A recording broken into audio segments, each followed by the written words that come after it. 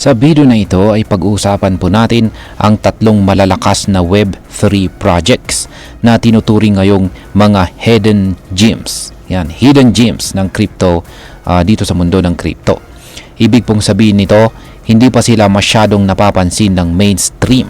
Pero meron po silang napakalaking potensyal na umakyat ng hanggang 500 times sa ang kanilang value.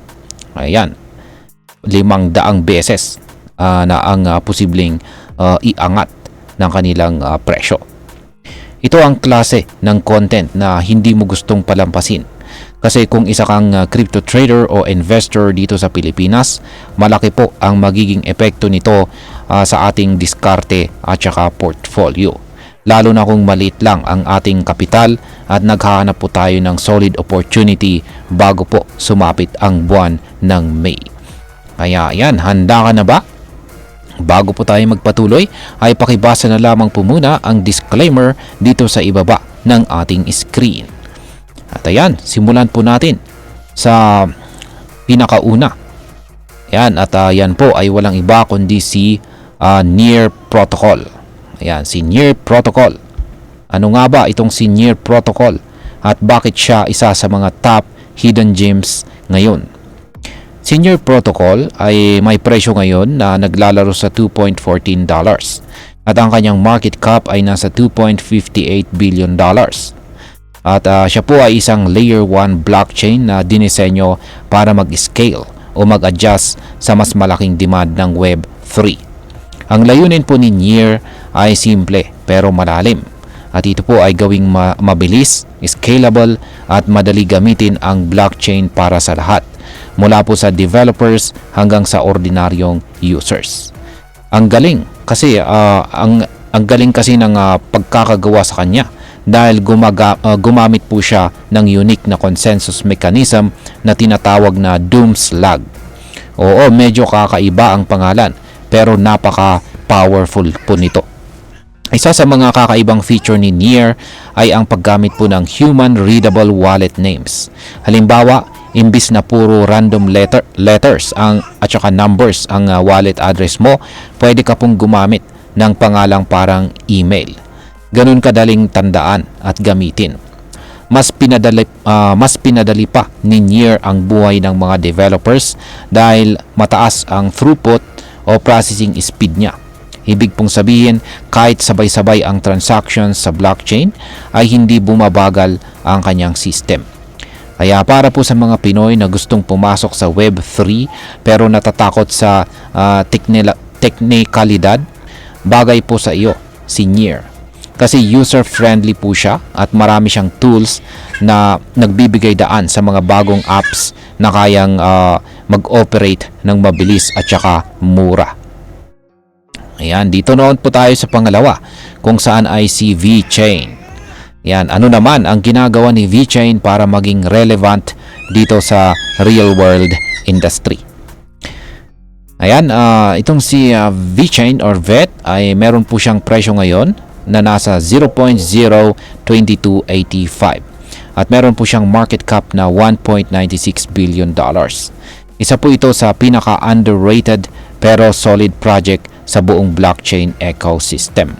Ang core platform ni VeChain ay tinatawag po na VeChain Thor at ito ang ginagamit para i-connect ang blockchain sa real-world applications ng mga negosyo. Kaya kung gusto mong kumita sa crypto pero gusto mo rin ng practical na use cases, swak sa iyo itong si VeChain.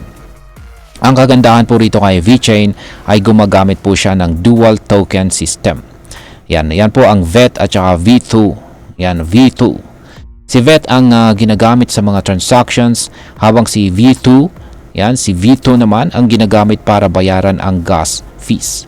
Dahil dito, nananatiling mababa at stable ang transaction cost kahit marami ang gumagamit ng network. Meron din po siyang feature kung saan ang mga kumpanya na gumagamit ng VeChain ay pwede po silang magbayad ng gas fees para sa mga users. Ang ibig sabihin nito ay hindi mo na kailangang magbayad bilang end user. Ang galing, di po ba? Pero para itong free delivery sa crypto world or dito sa mundo ng crypto. Bukod pa dyan, may tinatawag si VeChain na V-Better DAO. Isa po itong initiative na nagtutulak sa sustainability at saka behavior incentives. Kung gusto mo ng crypto project na may malasakit sa environment at nakatuon sa tamang paggamit, malaking plus po ito. Para sa atin, bilang mga Pinoy na laging naghahanap ng long-term projects na may real-world value, si VeChain ay isa po sa mga pinakamatibay na pwede po nating isama sa ating watch list. Ayan, dito na po tayo sa pangatlo kung saan ay si Sui. Ayan. Paano naman binabago ni Sui ang usability ng blockchain? Si Sui ay may presyo ngayon na nasa $2.25 at meron po siyang market cap na $7.33 billion. Yan, isa po siyang medyo bagong player sa blockchain. Yan, dito sa mundo ng blockchain, pero mabilis ang kanyang pag-angat. Isa siya sa mga pinaka-innovative ngayon dahil sa kakaiba niyang architecture at saka features na user-focused.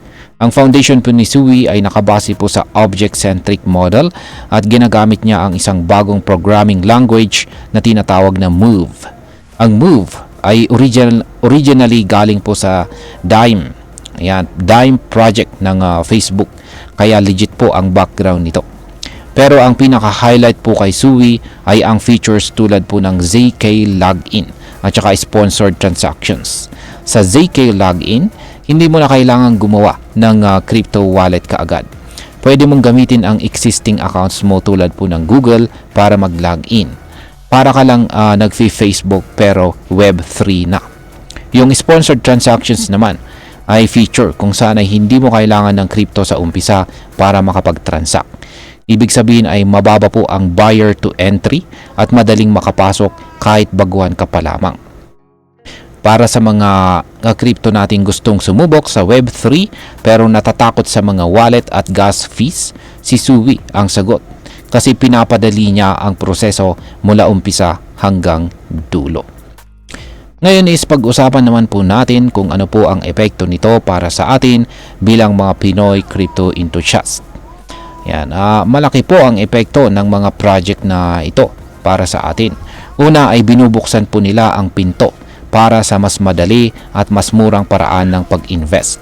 Pangalawa ay binibigyan tayo ng oportunidad na makapasok sa maagang yugto ng mga projects na may real-world use case. Kung ikaw po ay may maliit na kapital pero may pangarap na lumaki ang kita mo sa crypto, ang mga hidden gems na ito ay pwedeng magbigay po ng 10 times hanggang 500 times na potential growth. Siyempre may risk pa rin yan, pero mas mataas ang reward kung tama ang project na pipiliin natin. Ayan, bilang panghuli ay masasabi ko naman po rito ay hindi ito simpleng hype. Ang Near, VeChain at saka Sui ay may malinaw na layunin at solid foundation.